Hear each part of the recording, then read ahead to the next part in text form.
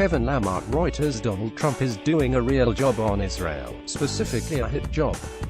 His most recent action, that United Nations vote on Jerusalem in which exactly 7 countries in the entire world stood with Israel and the United States in favor of recognizing Jerusalem as Israel's capital, made Israel look as isolated as South Africa at the height of apartheid.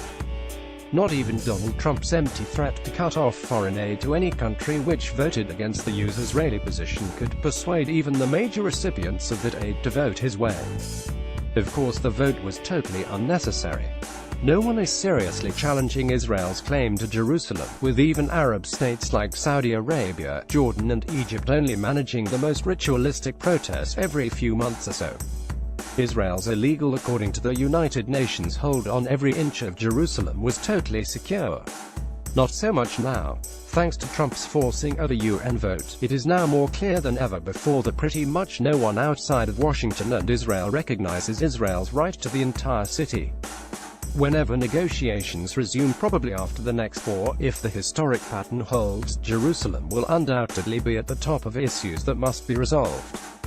Actually, resolution of the issue is not that difficult. The western Jewish part of the city will go to the Israelis and the eastern Muslim part of the city will go to the Palestinians.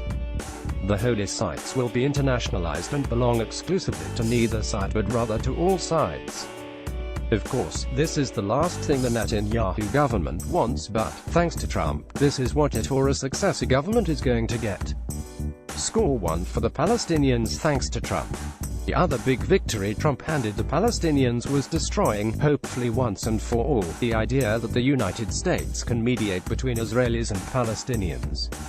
As journalist and author Clayton Swisher wrote this month in The National Interest, American mediation efforts, both the mediation and the mediators themselves, have been dedicated not to achieving peace but to advancing Israelis' interests. The very idea that the United States, whose Middle East policies are essentially written by Israel's lobby AIPAC, can even pretend to be neutral is absurd. That is why Israeli-Palestinian negotiations have achieved almost nothing. The Americans always had the thumbs, actually both hands, on the scale. But now, thanks to Trump's ridiculous Jerusalem effort and his appointment of a negotiating team, led by his settlement-supporting son-in-law Jared Kushner, the whole idea of U.S. mediation is dead, a very bad joke. In the future, any credible negotiations will have to be mediated by the European Union, the United Nations, or something like the P5+1 grouping, the 5 permanent members of the Security Council plus Germany that succeeded in achieving the Iran nuclear deal. President Mahmoud Abbas says that the days of Palestinians relying on the United States are over. As for Israel's standing in general, I heard the best analysis of that from a former top official at AIPAC who remains close to the organization.